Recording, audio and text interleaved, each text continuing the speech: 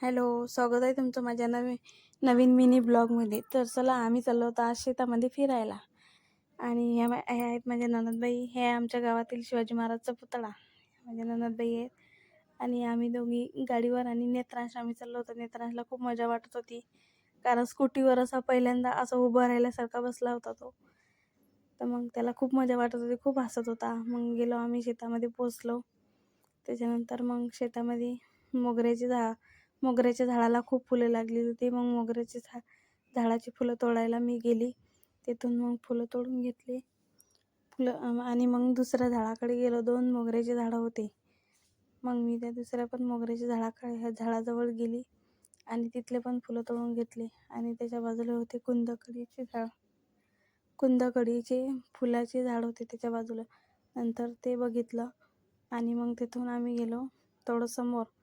तिथे चवडीच्या शेंगा लागलेल्या होत्या वेलीला. मग ते बघत होतो. आणि इकडं वांगे पण लागलेले ते बघत होतो. वांगे खूप छान आलेले होते. नेत्रांशला तर बघून खूप आनंद होत होता की मम्मी बघ, वांगे लागली असं करत होता. आणि त्याच्यानंतर मग आम्ही वांगे वगैरे बघितले. मग आम्ही गेलो फुलामध्ये फोटो काढायला. फुलामध्ये फोटो वगैरे काढून झाल्यानंतर मग हे बघा, मी असे फोटो वगैरे काढले. आणि फुलामध्ये फोटो वगैरे काढून झाल्यानंतर त्याच्यानंतर मग आम्ही निघालो घरी जायला, कारण की आभाळ खूप आलेलं होतं. असं वाटत होते पाऊस येते. हे बघा, नेत्रांश कशी काटे टेकत चलत होता.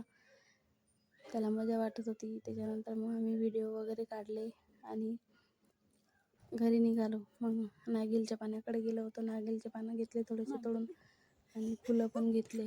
त्याच्यानंतर मग आम्ही निघालो घरी आलो.